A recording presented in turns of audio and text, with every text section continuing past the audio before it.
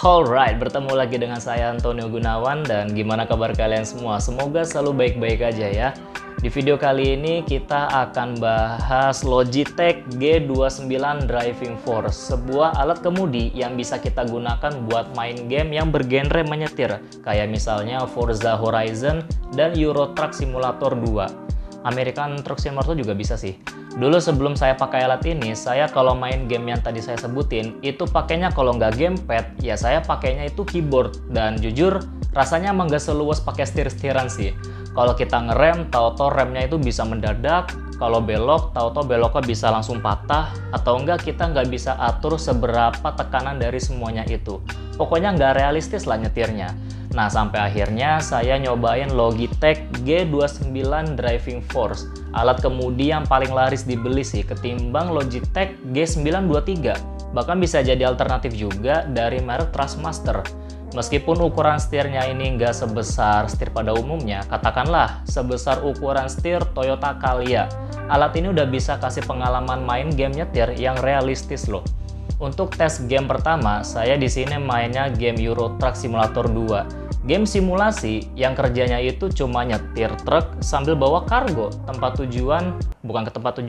dibawa ke tempat tujuan di daerah benua Eropa. Ini game yang super santai sih buat dimainin karena ya nyetir truk sambil bawa barang kan nggak boleh ngebut tuh. Bisa bahaya ntar. Belum lagi dibarengin sama trafik, pemandangan Eropa, dan cuaca yang realistis. Apalagi kalau hujan, plus pakai lagu lofi, chill abis dah rasanya. Ketika main game ini pakai Logitech G29, kita bisa fungsiin tombol-tombol yang ada di setirnya ini ya untuk aktifin fitur yang ada di truk. Mulai dari enter untuk fitur start, stop engine, tombol R2, L2 untuk sen kanan kiri, L3 lampu utama, X lampu dim, O klakson, sampai untuk pedal shift ya untuk naikin gigi. Pokoknya semuanya tinggal atur aja di pengaturan game.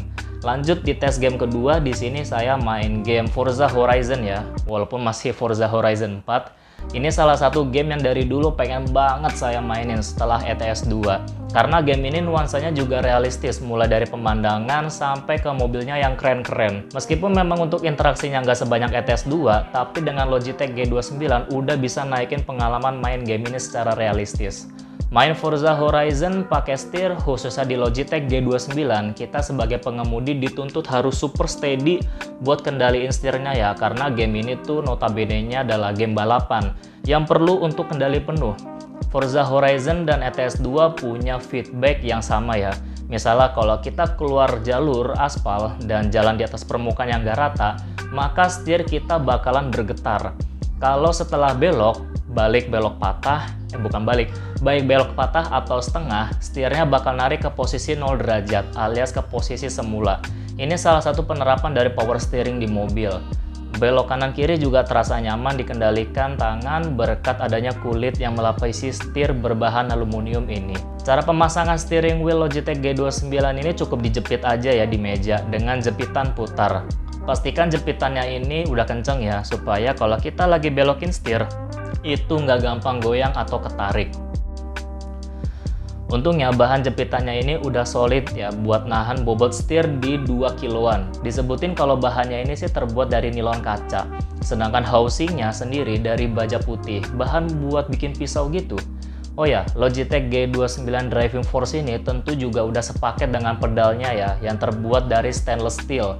Ada 3 pedal dengan masing-masing pedal gas, rem, dan kopling. Tapi untuk alasnya dia masih terbuat dari polikarbonat alias plastik. Cuma yang perlu jadi catatan, pastiin kalau naruh pedalnya ini jangan di atas lantai polosan ya. Karena kalau kita lagi injek pedalnya, dia bisa meleset walaupun di bawahnya udah ada grip. Kasih alas lagi ya, berupa karpet karet, atau bisa juga ditaruh posisi mati kayak gini. Ternyata malah tetap nggak bisa deh. Logitech G29 Driving Force bisa dipakai di 2 sistem berbeda. Pertama di PlayStation ya, spesifiknya di PS3 dan 4, tapi disebut juga bisa support di PS5 gitu, kata tokonya. Lalu kedua di PC, optimalnya di Windows 10 dan yang terbaru di Windows 11. Buat ngerubah sistem pemakaiannya, kita bisa ubah dengan tombol switch yang ada di atas setir bagian tengahnya ya. Jangan lupa untuk penggunaannya ini agar bisa lebih maksimal, kita harus install software Logitech G. Karena di softwarenya ini kita bisa lakuin penyetelan gimana driving force ini bekerja. Perlu diketahui juga kalau Logitech G29 ini utamanya hadir dalam versi tanpa shifter. Jadi ketika beli yang versi ini, kita cuma dapat steering wheel sama pedalnya aja. Shifternya sendiri dijual terpisah ya, dengan harga diskon di sini di angka 700 ribuan. Normalnya ada di 1 jutaan. Tapi Logitech G di tokonya juga nyediain versi bundlingnya dengan shifter ini. Yang kalau di total itu harganya di angka 4,8 juta. Ini juga karena lagi diskon. Normalnya 7 juta ya.